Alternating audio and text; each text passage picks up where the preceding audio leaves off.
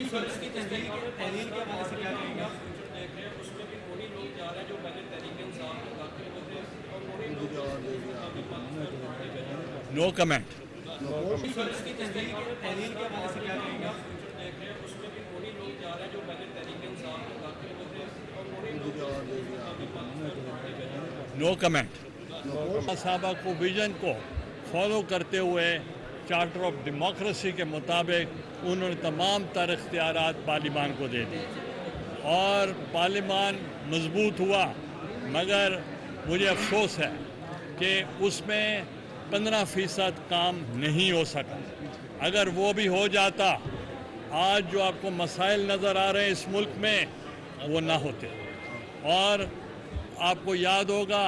کہ انہوں نے سب سے بڑا ویژن ان کا کیا تھا؟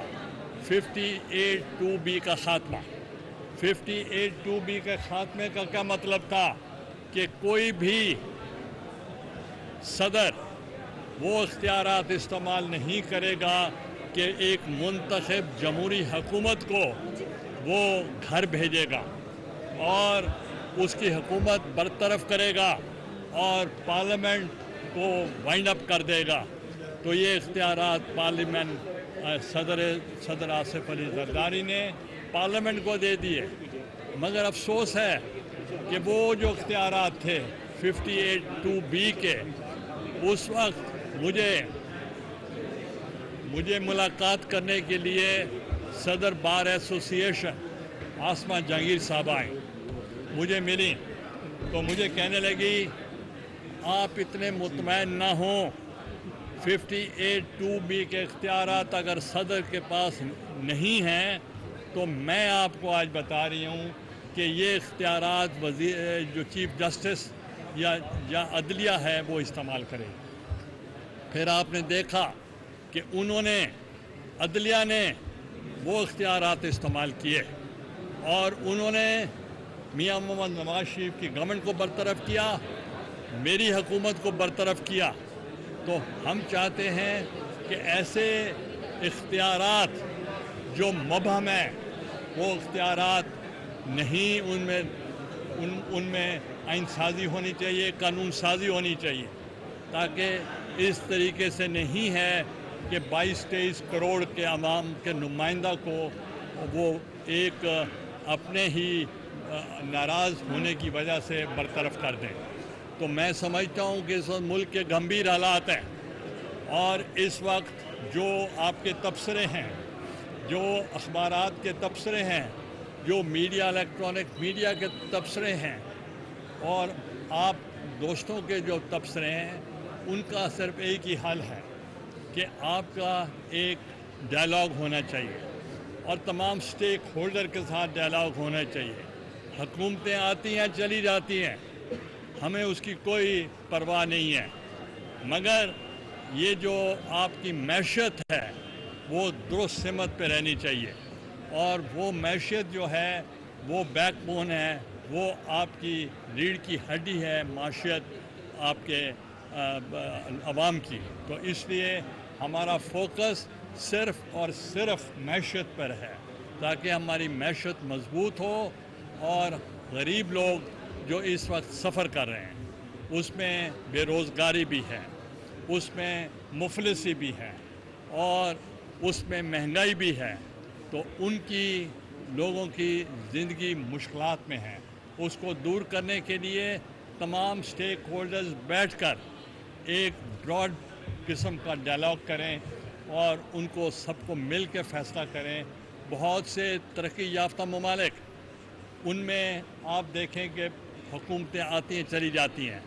مگر ان کی معیشت ایک سمت پہ چلتی رہتی ہے. مگر ہمیں بھی ایسے ہی کرنا پڑے گا اور ہمیں اچھے فیصلے کرنے پڑیں گی. اور میری ملاقات اس دن چیئرمین بلاول بھٹو صاحب سے ہوئی تھی اور ہم چاہتے ہیں کہ ہم جلد اپنے منشور کا اعلان کریں تاکہ وہ منشور جو عوام کی امنگوں کے مطابق آپ کی ترجمانی کرے، غریب عوام کی ترجمانی کرے اور جو وسائل ہیں وہ تمام ریجنز میں ان کو ان کا حق ملنا چاہیے. میرے دور میں آپ کو یاد ہوگا کہ PSTP جو پبلک سیکٹر ڈیولپمنٹ پروگرام ہے وہ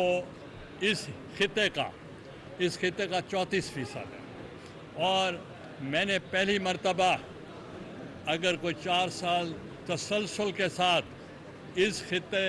جو ہمارا سرائیکی وسیب ہے اس کو 34% ملتا رہا جب تک میں وزیر اعظم رہا، نہ اس سے پہلے ملا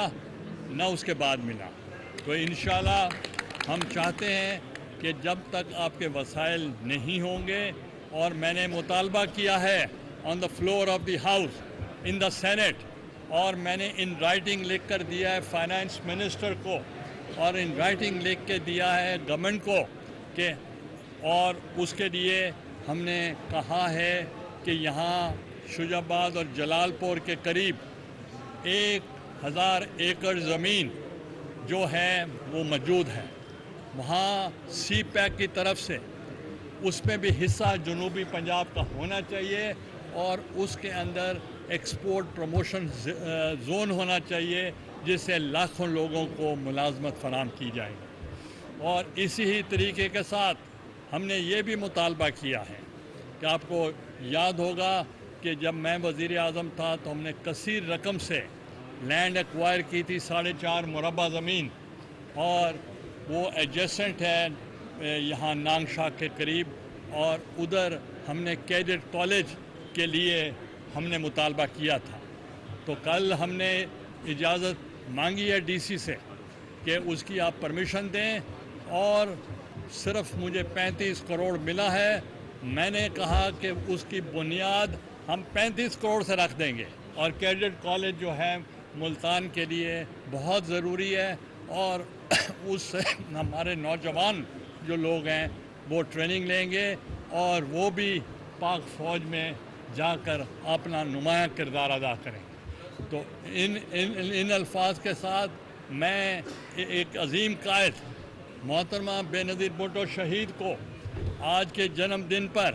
میں آپ کی طرف سے، پارٹی کی طرف سے، عوام کی طرف سے، ملتان کی طرف سے ان کو مبارکباد بھی پیش کرتا ہوں، اور ان کی خدمات پر خراج تحسین بھی پیش کرتا ہوں۔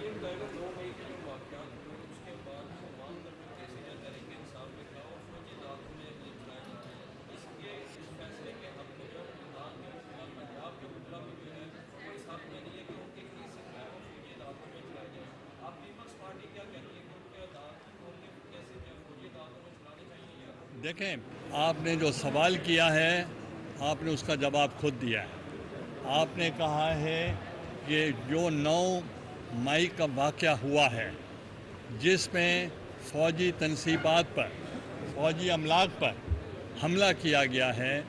اس کا جو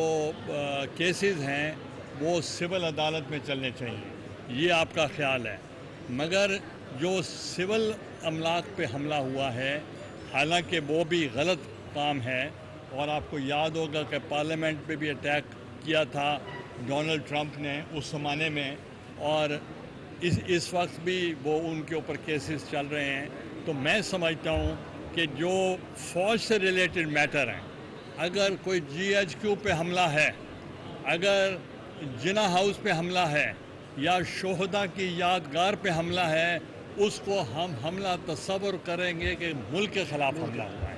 تو باقی جو میٹر ہیں وہ سول کورٹ ڈیل کریں گے۔ آنے والا جو دور وہ پیس پارٹی کی گورنمنٹ کا لگ رہا ہے،